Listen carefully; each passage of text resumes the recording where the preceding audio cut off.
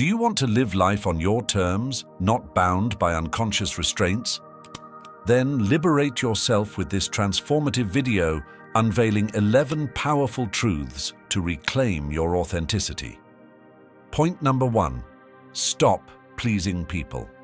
Imagine for a moment that your true, radiant self is a brilliantly shining star, unique, luminous, and shining bright with your innate gifts. But surrounding this star is a dense cloud of expectations, limiting beliefs, and incessant noise from society about who you should be. Living this way, a prisoner to external approval and validation, is soul-crushing. You're essentially letting others determine your worth, stifling your authentic expression to cater to outside expectations. So how can you start breaking free from this dependency on approval? First, reflect on whose acceptance you relentlessly seek.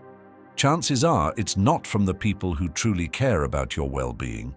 Next, make a list of 10 traits that make you uniquely you, quirks, strengths, perspectives that make you shine. Refer to this when you feel that urge to conform. Finally, set boundaries with those who diminish you and make space for relationships that celebrate your authentic self. Point number 2. Stop living in the past. When you live trapped in the past, you carry emotional baggage that weighs you down and prevents growth. And when you live frantically projecting into the future, you feed anxieties and miss the profound lessons and joys available today. Living untethered from the present robs you of your grounding, your peace, and your ability to achieve your fullest potential. To become grounded in the present, start by consciously hitting the pause button anytime you notice your mind spiraling into the past or future. Take a few deep breaths and look around you. What do you see, hear, smell in this moment?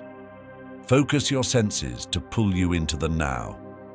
Next, schedule short, mindful breaks throughout your day to practice being fully engaged without judgment to what's happening presently. Finally, reframe your perspective. The past is for learning, not reliving.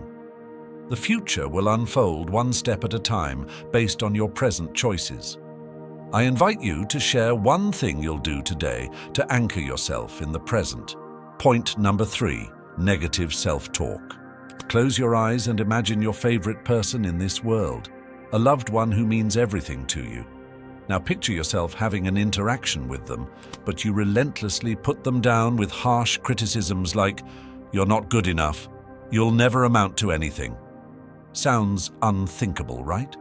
To treat someone you care about with such cruelty?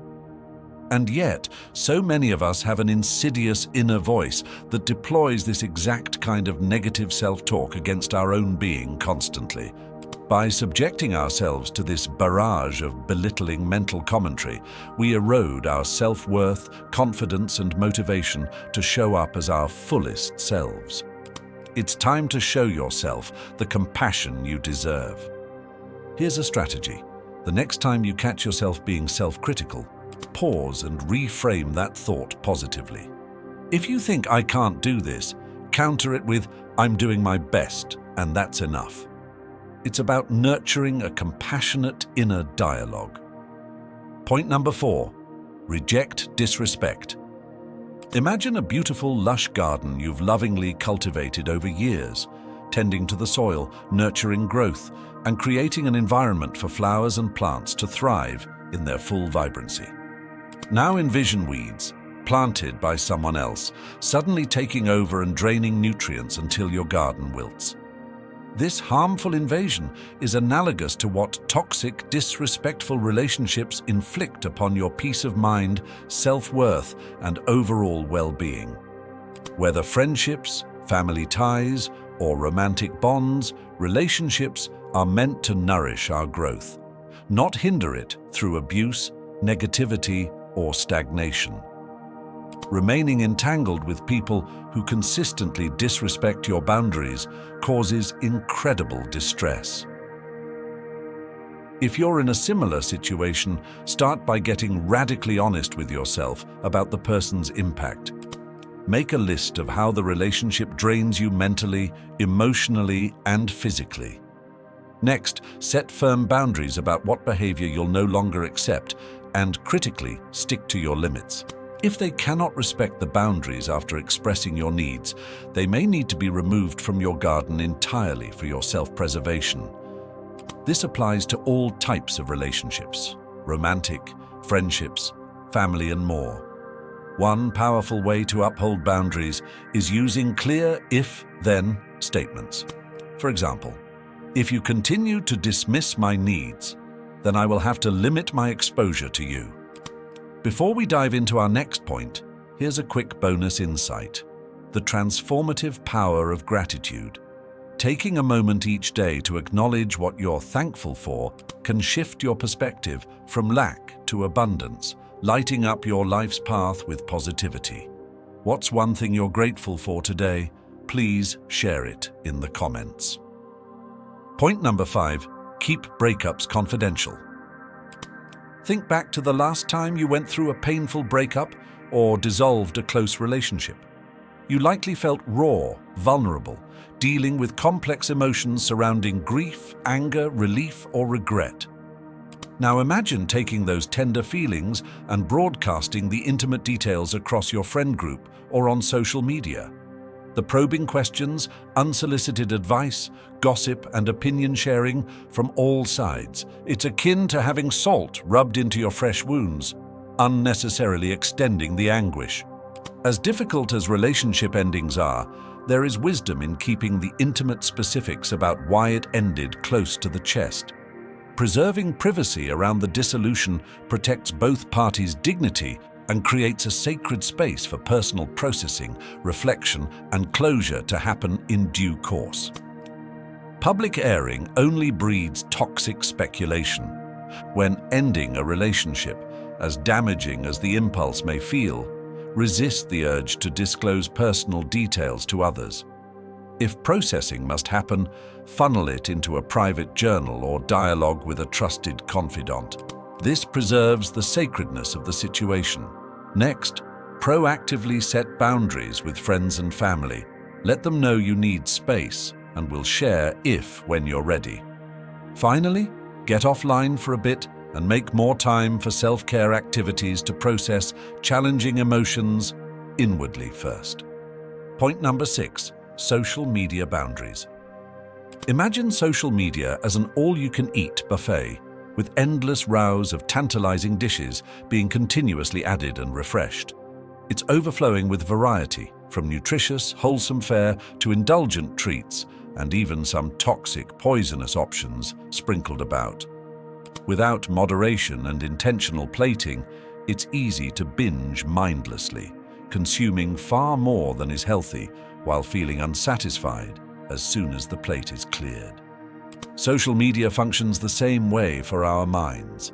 Endless news feeds and curated glimpses into others' lives can trigger unhealthy overconsumption and toxic comparisons.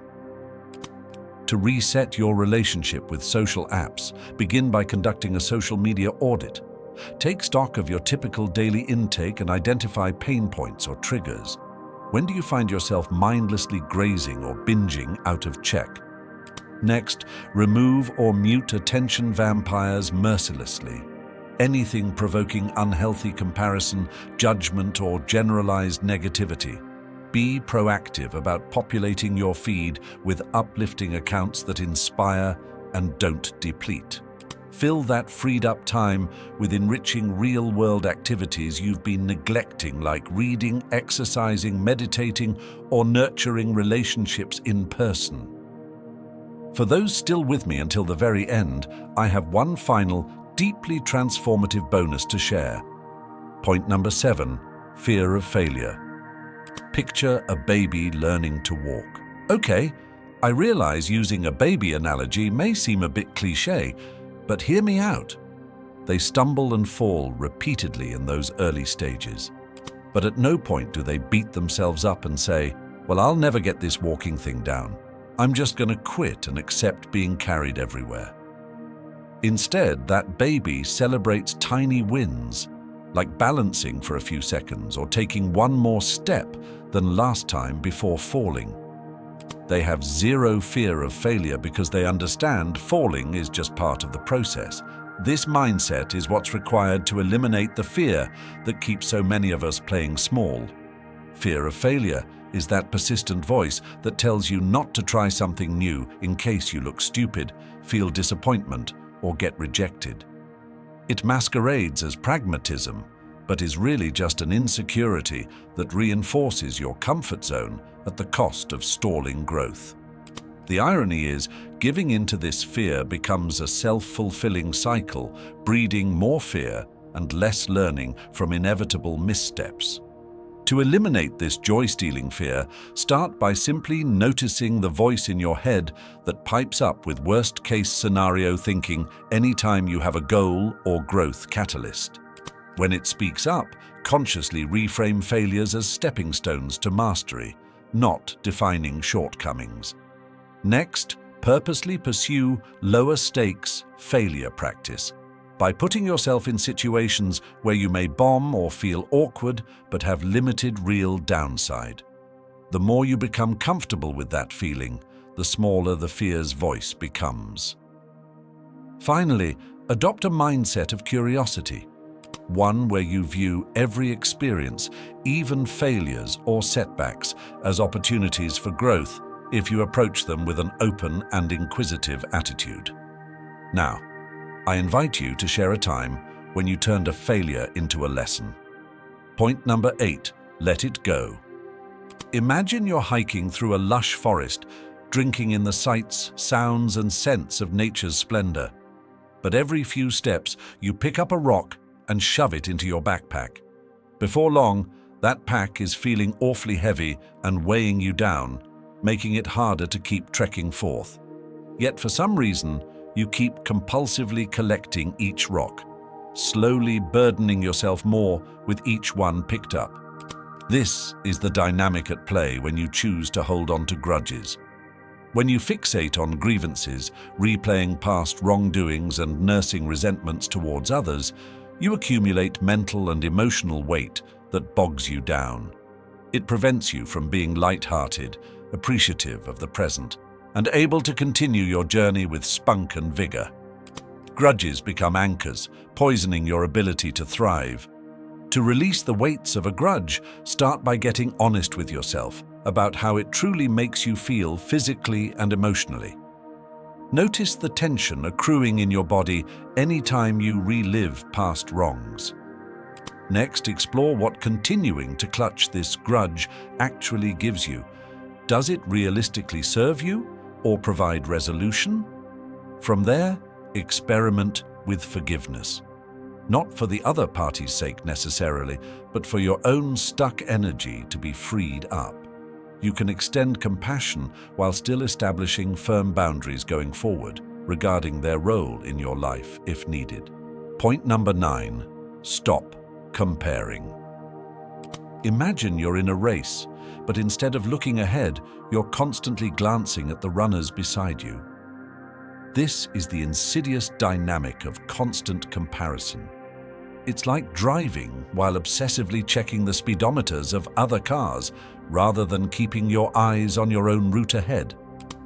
This distraction slows your progress and increases the likelihood of crashes, doesn't it? When we habitually size ourselves up against others, we reject and diminish our own inherent worth.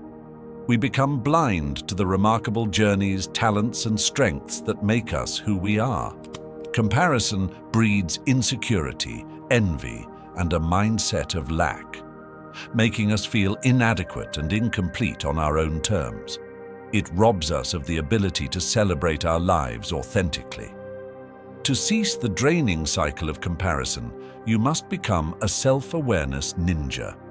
Watch closely for any time you instinctively measure your self-worth against someone else's circumstances or accomplishments. And catch yourself. Bring your mind back to examining your own growth, progress, and unique strengths fully. Practice identifying comparison traps like selectively viewing just someone's highlight reel on social media, gauging your rate of success against others, and more. Replace compare and despair with pause and appreciation for how far you've already come. As you mindfully release comparisons, you'll reconnect with gratitude for your own gifts, blessings, and beautifully imperfect journey. Every time you choose self-compassion over judgment, you reinforce self-acceptance. Point number 10, keep them guessing. Embrace the power of mystery and strategy when it comes to your goals and ambitions. Think of it as a high-stakes game where revealing your hand too early could undermine your success. Keep them guessing, maintain your strategic edge, and let your actions speak louder than words. It's not about secrecy, it's about choosing the right moment and the right audience for your revelations.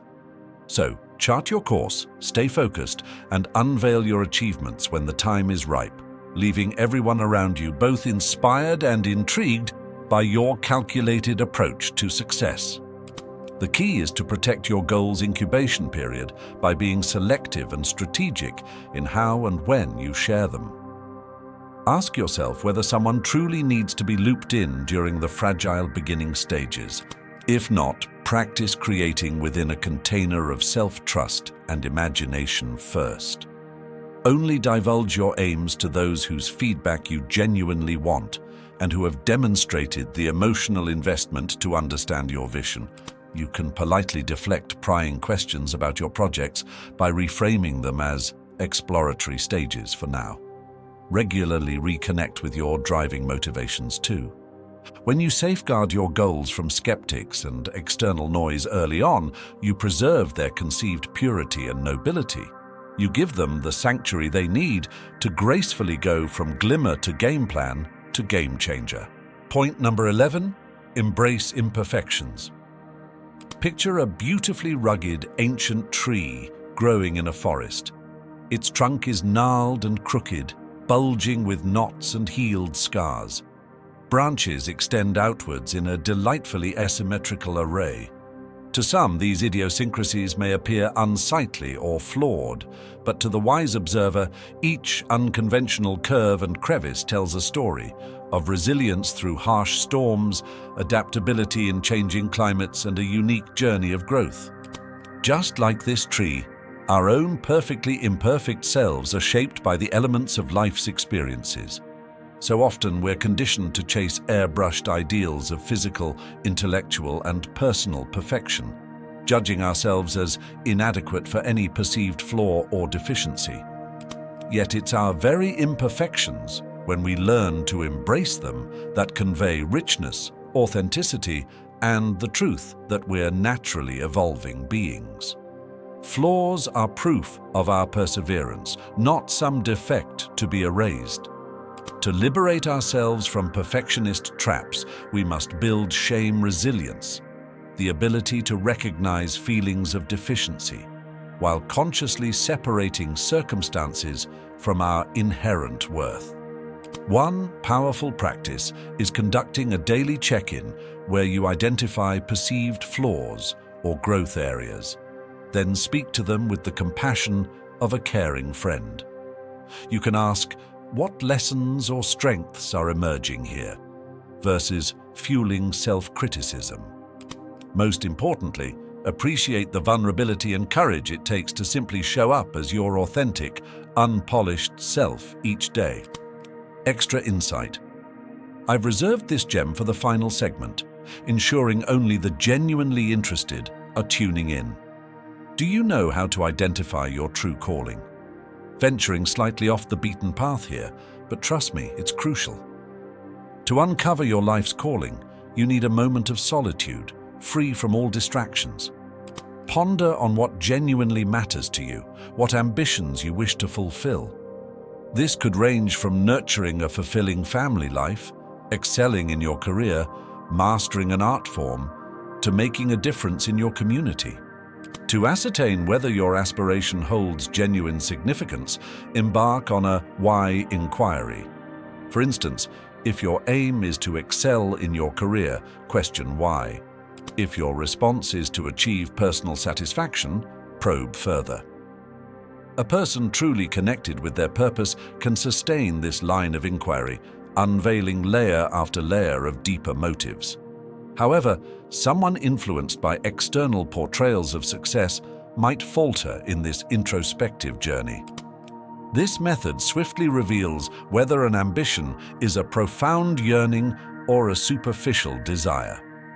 Persist in questioning your motives, and you'll unveil your true purpose. Remember, embracing your life's mission is a game changer. Don't forget to engage with our content if you're keen on elevating your life. Hit the like and subscribe button to stay updated. Until next time.